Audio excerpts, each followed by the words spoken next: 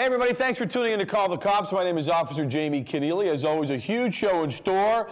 How about this, everybody? Deputy Superintendent Darrin Greeley in studio. Need I say more? But let me ask you this. Did you see the Herald, Boston Herald, this past Saturday? If you did, or if you didn't for that matter, this was the headline. And the Herald predicted, relative to Operation Urban Shield, predicted that Operation Urban Shield was going to be a disaster. The headline, again, as you can see, reading, what a disaster. Let me tell you right now, folks, Operation Urban Shield was a lot of things. Disaster, certainly not one of them. This exercise was nothing short of a humongous success. Take a look at the coverage here. Complex drill carried out in Boston over the course of 24 hours, making sure emergency crews are prepared to handle any possible situation, including terrorist attacks. The Night Team's Tim Caputo, South Boston. Well, 24 hours is no exaggeration. You see officers still out here, the barricades still up, even at this hour of night. There's about 7 hours left in this training as first responders all the way down that street are preparing for the worst. It's about as real as you're going to get. Somebody gonna help? A simulated terrorist attack in South Boston, modeled after the deadly attacks in Mumbai 3 years ago. Here, there's paintballs instead of bullets. The victims are actors, and the explosions are controlled, but still jarring. We've got devices that we've seen in the Middle East that our military is dealing with over in Iraq and Afghanistan. The elaborate large-scale simulation is the culmination of a day's worth of intense training exercises dubbed Urban Shield Boston, all paid for through a grant by Homeland Security. Over a 12-hour stretch, SWAT teams, fire crews, and EMS have been put through a number of scenarios at a number of locations in and around Boston. A bomb inside a car in Chelsea, a building collapse in Quincy. There's a lot of skill sets involved in structural collapse. A hostage situation on a boat in Winthrop. For my SWAT officers, they said this is the best training they've ever been involved in. Finally coming together for this fake terrorist attack where multiple agencies have to work together, a kind of training they've never had before, at least not on this scale. We've never had fire and EMTs go in when there's a hot zone and rounds are being fired, and we're going to challenge our teams to do that for the first time. These first responders don't know what they're in for and have to react in real time. Part of the exercise is to learn from their mistakes. There's been a few, but that's the point. Have issues now, so there won't be any during the real thing. It's training today, and it's a little bit of paint, but that round in a real-life scenario maybe means you don't go home to your family. There was some concern early on that all these exercises on a busy weekend here in town would affect a lot of the people in Boston. The police say to this point, they've received no phone calls or complaints. We're live in South Boston. Tim Caputo, 7 News 19. Despite the Herald's prediction that Operation Urban Shield was a disaster, again, as you saw with the coverage there, and most of the responsible coverage, this thing was a huge success. Again, Darrin Greeley in studio to discuss it. All right, want to make mention of a couple officers in our department. Officer Terry Burke, Sergeant Scott O'Brien, recently honored with the Theodore Roosevelt Award. The Teddy Roosevelt Award, as it's called, is an award that honors or is given to officers who overcome serious injury and or adversity in their return to the line of duty or their return to duty in general. Scott was shot 3 times back in 2006 as he searched a home for an armed suspect. Terry lost a leg serving in Iraq. And let me tell you, I mean, talking about overcoming adversity, these two have done that. They're back with the department, and no doubt about it, you ask anybody, the department certainly better with the return of Terry Burke and Scott O'Brien. Nice to see them back. All right, how cool is this? Robert Kraft, yes, the owner of the New England Patriots, recently spoke to members of the BPD. He spoke to the department's newest class of sergeants and lieutenants. He talked about leadership. He did a great job. Had some great insights, some great advice. Relative to leadership, he said, listen, guys, you can't be afraid to make a mistake. And if you do make a mistake, you can't be afraid to own up to it. And, you know, anybody who heard Robert Kraft, this was about 2 weeks ago, certainly enjoyed what he had to say. We asked him afterwards why it was important for him to talk to the BPD's future leaders. We said, why'd you take the time to come on by? And here's what Robert Kraft had to say to that question.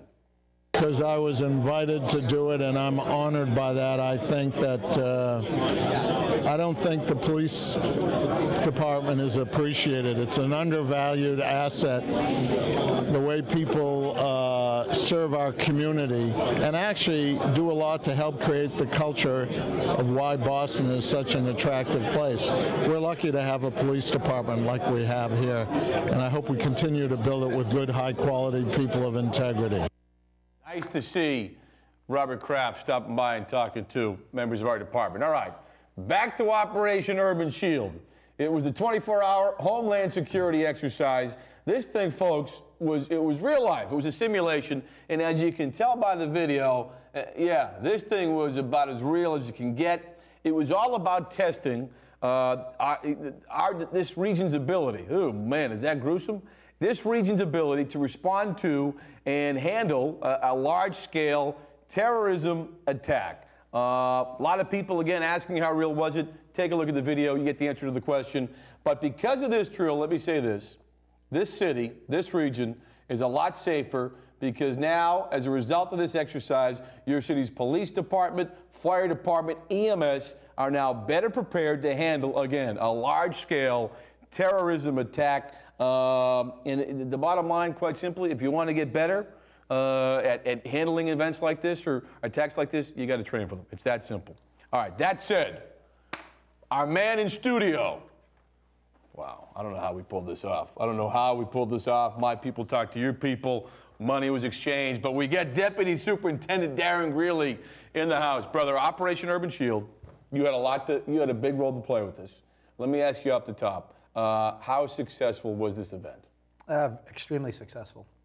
It worked very well. Like you said earlier in the segue to the piece, that we worked for 24 hours with the fire department, the EMS, all other agencies in the Metro Boston region, under the UASI region, which is the Urban Air Security Initiative, which is, all the surrounding towns around Metro Boston, to collaborate, to work together, integrate all our teams together, to test our communications, our interoperability.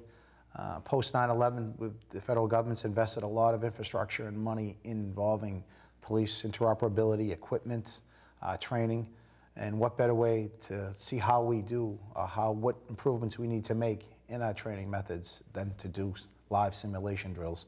We've done numerous tabletop exercises over the years on active shooter, on train bombings, and multiple incidents throughout the city, but to really get hands-on, to really get involved with the daily terrorism activities that we try to simulate in this was beneficial to all involved with this. Let me ask you this, and you said live simulation. I mean, we're hoping the pictures and the video shot of some of the day's event do this exercise justice. But let me ask you, how real was this?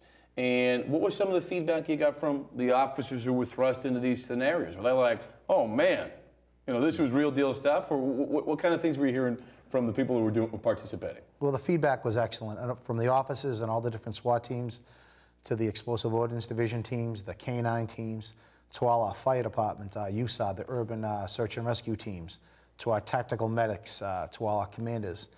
It gave them hands-on training to actually test a lot of the skills that they're trying to hone in, whether for the fire, for the USAR, whether it's shoring up a wall, whether it's drilling, whether it's doing multiple cutting through steel to extricate victims out, to use pin cameras to see where they're located, for our SWAT teams to test their ability to get a bad guy right away when someone's shooting back at you.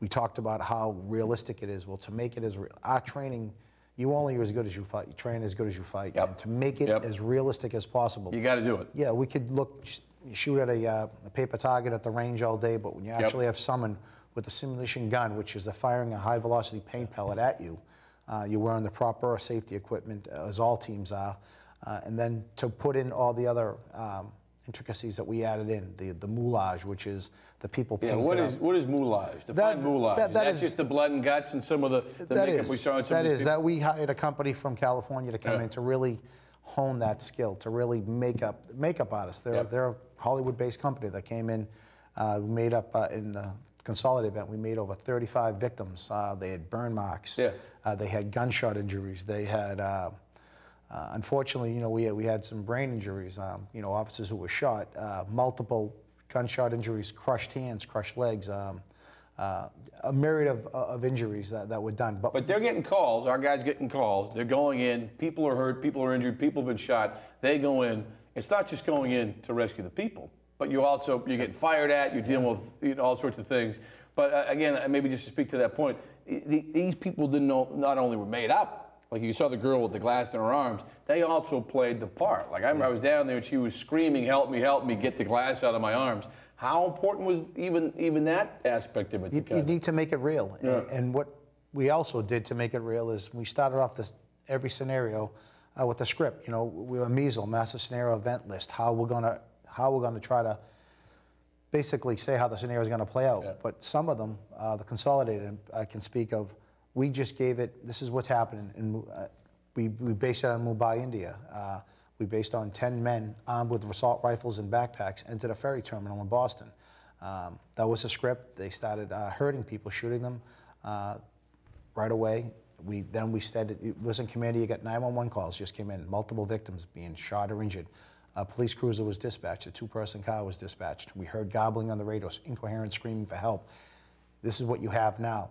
The event, it's starting right now. It's happening. It's live. It's starting right now. What are you going to do? People are dying. You got to do something. Exactly. So then, based on using the FX company, special effects company for pyrotechnics, we had an explosion. Yeah. A large explosion. And we said, Commander, here we go. It started. Well, let me stop you because you said something to me earlier. You know, some people might say, why? Why the loud explosion? You know, why go to all these, go to this great effort to create this real scene? But you talked about the fact that, you need to have these distractions, the noise, the injuries. But why is it important to have that explosion there? We need to make the environmental effects as realistic as possible. People are only gonna, you can see the stress level rise, the adrenaline goes. Like I said earlier, if you're on the range shooting at a paper target, but you'll shoot a lot different if someone's shooting back at you. Right. And so we had the explosions, and then you have to make decisions. You have to go through what you would do, and you have to integrate a lot with fire and EMS because we had multiple victims down. We need to get EMS, we have to save. Our job is to save as many people as possible, but we also had to get the bad guys as well. Right. You're monitoring all of this, though. Yes. Did you see reactions from the officers, the SWAT teams, when you had an explosion or something like that? Did you see the kind of reaction that said to you, all right, these guys weren't expecting that, now they realize they're in it?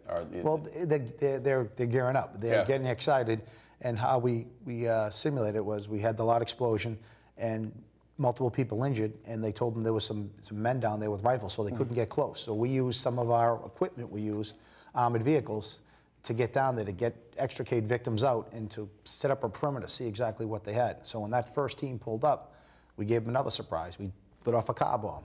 Basically a car we exploded with pyrotechnics, with fire and dust, and to simulate it like, oh my God, as they pull up, first victims they saw were multiple victims of an explosion. They had glass embedded in their arms, made up. They were blood. We had one actor from Hollywood, a man with one leg. Yeah. We put a fake leg on him, and it was moulashed up to look like he was critically injured. It was unbelievable. But I mean, just to the folks at home watching, this is some of the video and the pictures taken of Operation Urban Shield, 24-hour real-life exercise to test the region's ability to handle a terrorism attack. Let me ask you the obvious question, too, Deputy. I mean, why is it important to do something like this? One of the newspapers said, and we know which newspaper it was because we yelled at them at the start of the show, they intimated this is a waste of time. Clearly it's not, but why is it important to put our officers, SWAT teams, fire departments, EMS through this kind of drill?